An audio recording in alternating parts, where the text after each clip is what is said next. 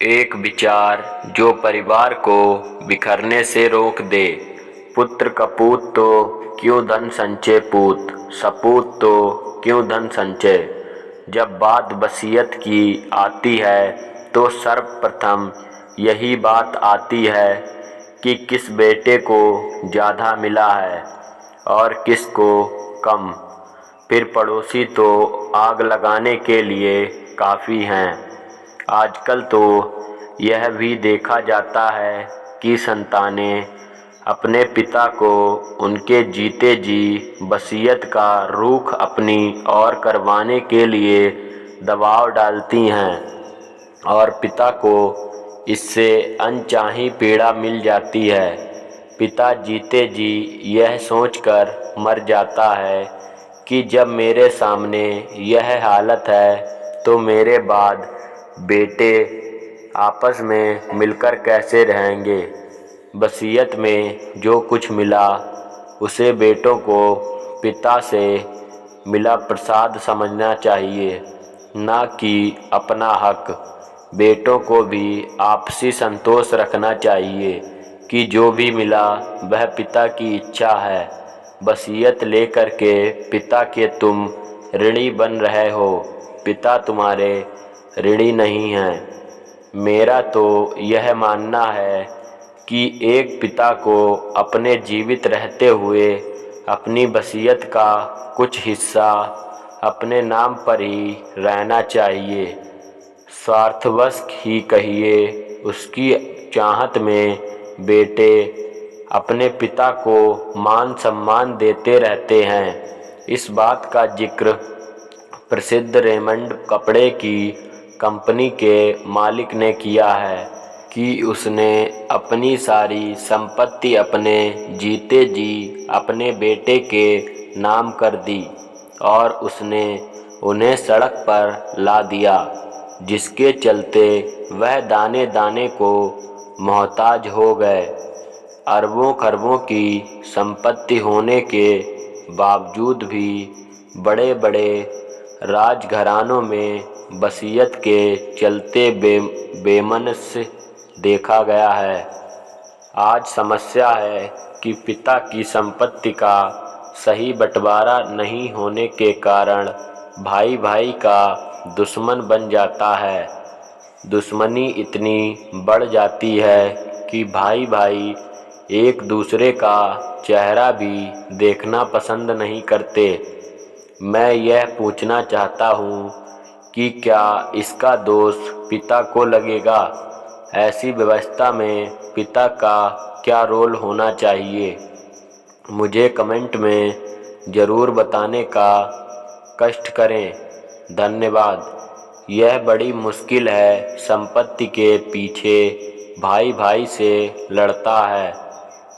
ऐसी लड़ाई उनके यहाँ ज़्यादा देखने को मिलती है जिनके पास अपार संपत्ति है। जिनके पास पैसा कम होता है उनमें ऐसी लड़ाई सुनने की बात कम आती है। इसमें मैं संतान को तो दोषी मानता हूँ और संतान से ज़्यादा दोषी माँ बाप को मानता हूँ।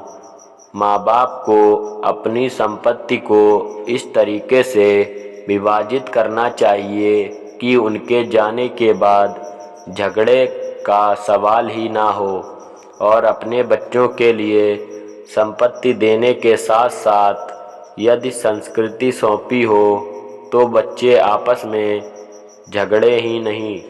जो माँ बाप अपने बच्चों को प्यार मोहब्बत की बात सिखाते हैं, बंधुत्व के महत्व को बताते हैं, उनकी संतान कभी आपस में बिछड़ते नहीं। मैं 2 उदाहरण आपके सामने प्रस्तुत करना चाहता हूँ।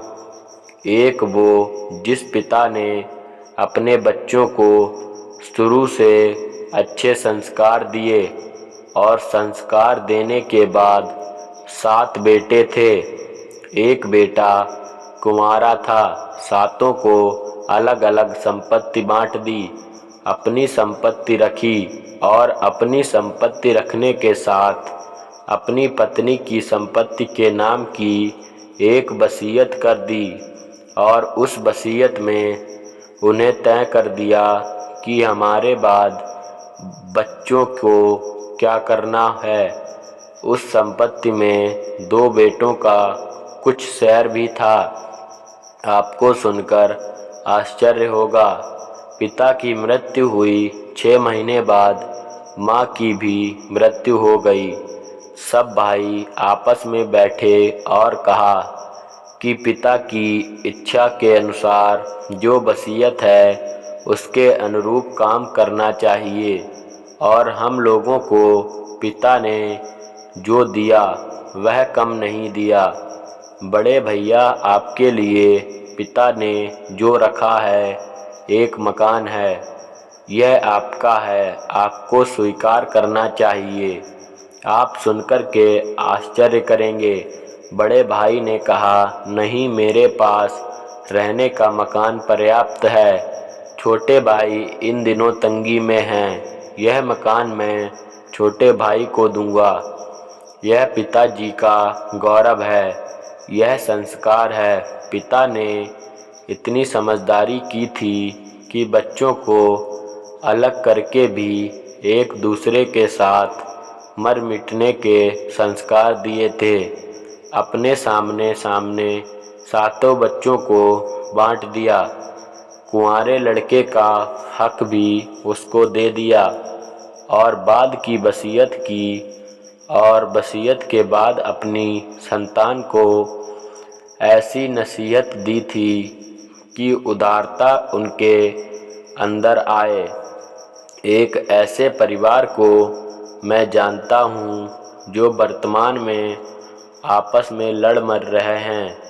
अरबपति परिवार है, 4 भाइयों का परिवार, 3 भाई एक तरफ, 1 भाई एक तरफ। बाप मर गया, माँ मर गई समझाते समझाते, लेकिन आज थोड़ी सी संपत्ति के पीछे लोग एक दूसरे के खून के प्यासे हो गए हैं। केस मुकदमा भी चल रहा है। मैं तो समझता हूँ अगर उनके पिता ऐसी संपत्ति नहीं छोड़े होते या संतानों ने ऐसी संपत्ति ना जोड़ी होती तो शायद यह दुर्दिन नहीं देखने को मिलते। ये चीज़ें समझना चाहिए। और उस पिता के जीते जी भी बेटे झगड़ने लगे थे। एक दिन बड़ी मायूसी के साथ उसने कहा था कि महाराज, मैंने संपत्ति जोड़ने के साथ साथ यदि अपने बच्चों के संस्कारों का ख्याल रखा होता तो आज मेरे बच्चे मेरे सामने मेरा ही विरोध कभी नहीं करते। मुझे ये रूप देखने को नहीं मिलता। हमारे गुरुजी भी अपने प्रवचन में यही कहते हैं कि अपनी संतान के लिए केवल पैसा मत दो, पैसे से ज़्यादा मूल्यवान संस्कार हैं। संस्कार देंगे तो ऐसी स्थिति कभी नहीं बनेगी।